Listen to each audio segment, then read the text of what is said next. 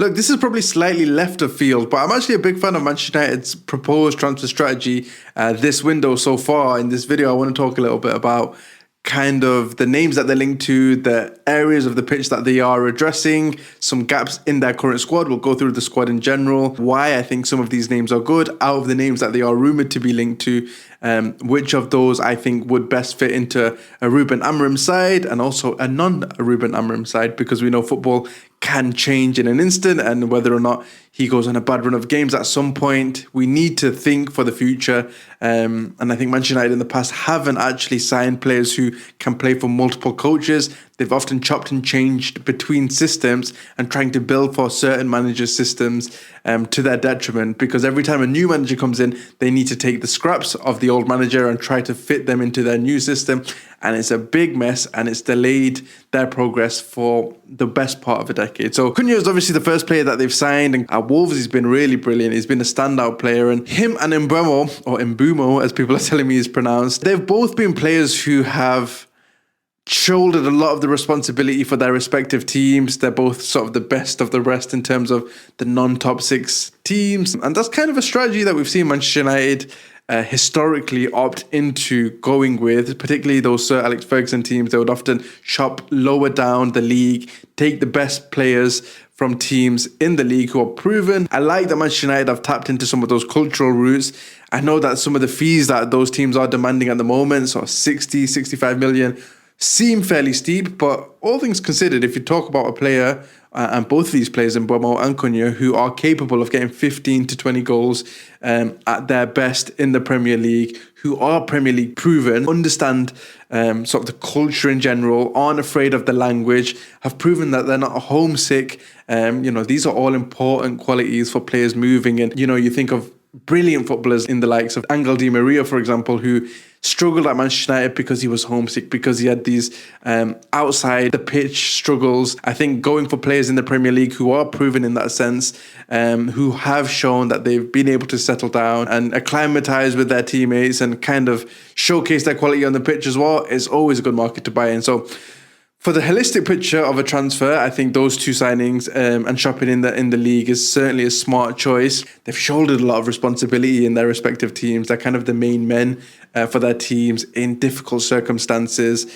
And they're also both fond of Manchester United. I think, if I'm not mistaken, Omar Barada had mentioned in one of the recent quotes that came out saying that they want to target players who want to play for Manchester United. Not only that they want to play in the Champions League, but that they have a pride to play for the badge itself. And I think that's probably in line with those two targets. And it's one of the reasons why I'm a fan of that strategy, because when you have players who are so willing to play for the badge, they go out there and give it everything that they have, really. When I think of players in the past who have shone for Manchester United, and some Manchester United fans might disagree with me on this, but players like McTominay, for example, in the bad moments, went out and did interviews, went out and scored goals, went out and ran hard. And these are some intangibles that, the likes of Ole Gunnar Solskjaer utilised in his players and had success with, finishing second and finishing in the top four as well. And you kind of don't appreciate what you have until it's gone. But those things matter,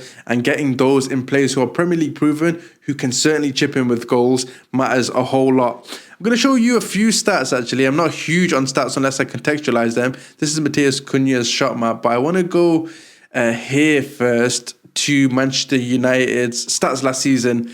And look, XG-wise, they racked up 44 XG in open play, which is, I like going off of open play because it tells me more about what a manager is trying to do in general.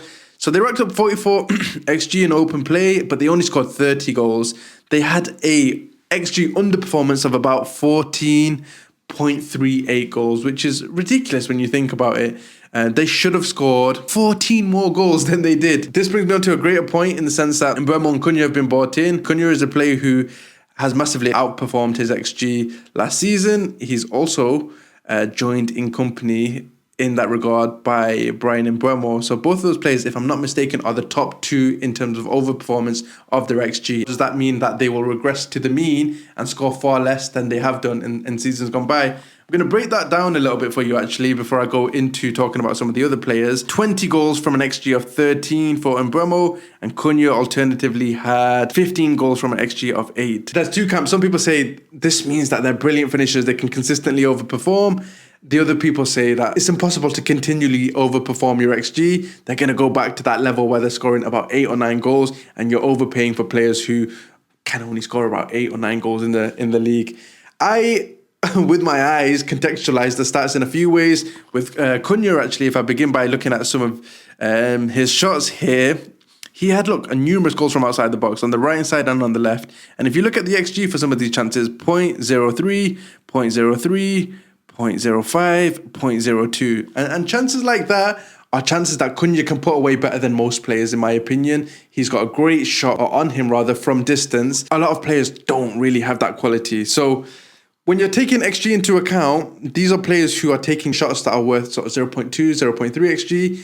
And they're taking a lot of them. Look, you can see big clusters of these shots. I'm going to do some maths here. But if they take 20 0.05 XG chances, which sounds crazy, but if they take 20 of those chances, those 20 chances total up to 1 XG, so 20 times 0.05. Now, I think they'll score more from that distance than 1 in 20, and that's why they show up as being players who overperform their XG, in my opinion. They also get their chances from distance because they play in transition heavily, and in transition, you're not going to have that pressure of 2 banks of 4 in front of you. You're going to be able to get shots from distance or from awkward angles with less pressure on your back and in front of you as well, with less bodies to kind of beat when you do take that shot. So they're more likely to score from distance because of the situations that arise when they do take their shots from distance or awkward angles. So I think their XG overperformance is explainable, and they can replicate that quality if they do get those chances at Manchester United. One question mark I will actually put onto that, because it's not all perfect, is the fact that they play for teams lower down the league. They are given a lot of responsibility, and they kind of have the freedom to take as many touches and as many shots as they'd like to, because they're sort of the best players in their respective teams. Now, when you move to a team like Manchester United, when you move to a team with Bruno Fernandes, Cunha, they are players who also want the share of possession, want the share of shots, want the share of touches as well. And in that case, look, you're not going to be able to take 10 0.01 XG chances to get 1 or 2 goals and have that overperformance. And if you're not getting that regularity of shots off on goal, perhaps your numbers drop, your confidence drops, and you're not able to be the player that people have seen you be in seasons gone by. So that's my only question mark. But this video is about why I do like these signings, and I think Ruben Amorim's side have struggled to kind of make their stamp on games. Ruben Amorim has said he wants to establish a side that can attack in settled possession, pin teams in, and score many goals whilst holding a lot of the ball. I think what we've seen from Ruben Amorim's side so far has been heavy on transition and not being able to pin teams back as much as he'd probably like to do. So in that sort of teething period, I think you need players who are brilliant in transition, in attacking the big spaces. And I think both Mbeumo and Cunha are able to do this. In big spaces, they're great at carrying, and they can take these shots from distance. Moving on from both of these players and XG talk, I do think they both fit in really well in those inside number 10 positions. I've got a little graphic here as to what Manchester United might be trying to line up with this season under Ruben Amorim. They've got Mbeumo and Cunha behind a player who I'm a huge fan of, actually, Ekitike in number 9, Dogu and Ahmad as the wing-backs, Fernandes and somebody in central midfield. It might be Ugarte, but I think you need to replace somebody in there because you require somebody who can cover big distances. Very hard in that double pivot for your players to kind of come out and make challenges, but also protect that back line. And then I've got Martinez, Maguire and Euro at the back, with Emiliano Martinez, who's rumoured to be one of Manchester United's goalkeeping targets. Now, look, that's a fairly balanced side. I'll briefly touch on Ekitike, for example. He's somebody who knits play together really well, but he runs behind. He can play, into the flanks, for example. He's very selfless in his work rate. He drops deep to contribute in terms of his passing quality. I think he's a very well-rounded player. He's very tall, but he makes the ball stick. He's deceptively strong, in my opinion, although he's kind of wiry. I'm a huge fan of him. I think those as a trio would be incredible. I really like that sort of profile. Somebody who knits the play together, but somebody who can also run the channels and push teams back and give space in front of the opposition's defensive line for long shots around the edge of the box, which is what, the likes of Cunha definitely need to exploit, and also the likes of, for example, Bruno Fernandes. It's not always about attacking the 6-yard box, which I think Ekitike would be brilliant at doing, given his movement, for example, but it's also about penning teams in and making movements, starting movements in behind for other players to exploit. And Bruno Fernandes, for example, arriving late would be somebody who can certainly capitalize on that as well. So I really like that. In my head, I think players like Ekitike and Nicholas Jackson and Firmino in his prime and Phil Foden when he played false nine were all kind of players who were massively underrated in that regard, but work to maximize their teammates' goal output. And you don't need your number 9 to score 40 goals, although Manchester City and Erling Haaland, for example, kind of go towards that approach.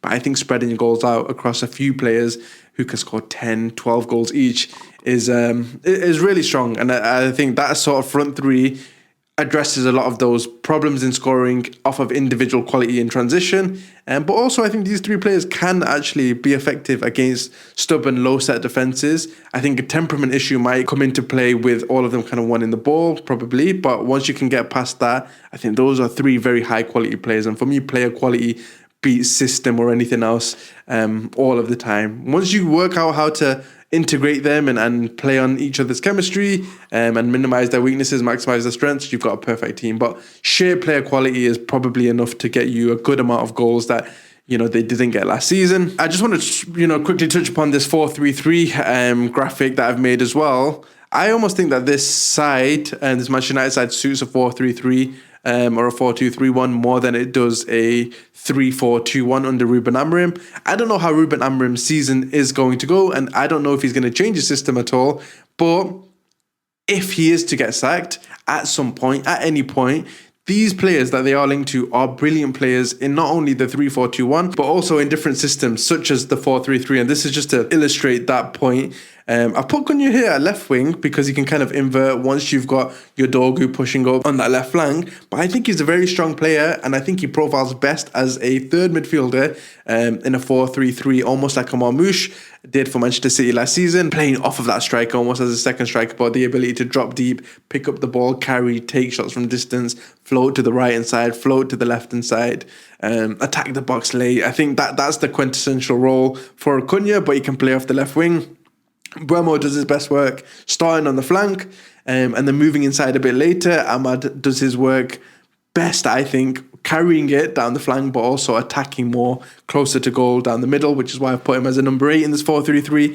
Mainu is a brilliant player who I think will be underutilised and probably hard done by this 3-4-2-1 system. I think whoever plays as the central midfielder will be hard done by in that system as well. But Mainu can play there, Mount can play there, Bruno Fernandes can play there. Anyway, this video is to highlight the player quality that they're targeting in sort of the front line, but also Martinez, for example. Dorgu, who's come in, who can play as a wing back, but also as a traditional left back as well. Yoro, who can play in a back 4 or a back 3. He can play on the right hand side, the left hand side.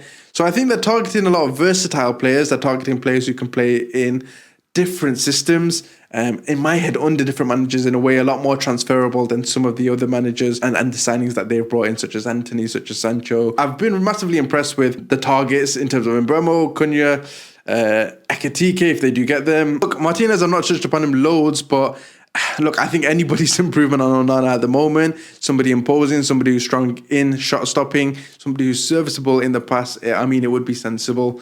Aston Villa need the money. I think some of the prices being quoted are a little bit steep, but you need a strong spine, you need a strong core. For 30, 40 million, I wouldn't be averse to probably paying a little bit more to get a fairly solid shot stopper in, just to communicate a message of confidence and security throughout the team. Because I think Onana, that would be a whole separate video, my opinions on Onana.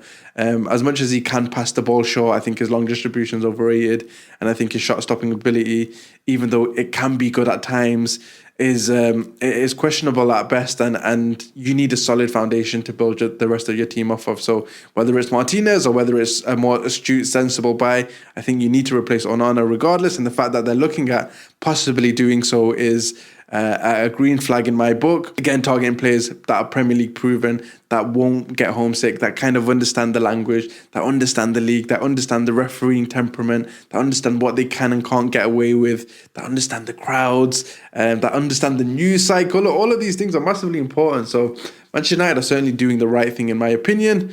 And it'll be good to see who they actually do end up getting. I think the big gaps, aside from their front three, which they seem to be addressing well, are central midfield. They really need central midfielders, in my opinion. Leggy, rangy, good tackling, good under pressure central midfielders, which is a really hard ask. I think somebody like Guendouzi, I know he was probably tainted a little bit by his stint at Arsenal, has come off of a great season at Lazio, and he kind of fits that mould. Onana at Aston Villa is another player who kind of fits that mould as well. But players like that, for example, I like Onyedika as well. But who knows who Manchester United will get in that department, if anybody. I don't think that they're linked to too many names in there. But aside from that, a good goalkeeper as well. And Manchester United should be able to compete fairly well under Amorim. If not, those players fit into a game model and a philosophy under another coach, I'm sure. Look, I hope you enjoyed that video. I know it was a bit of a long one, but I love talking about football and I hope you enjoy listening to me talk about it. Leave your opinions in the comments. I will get back to everybody in the comments as I did in the last video. And I really appreciate the support on that last video on the channel so far.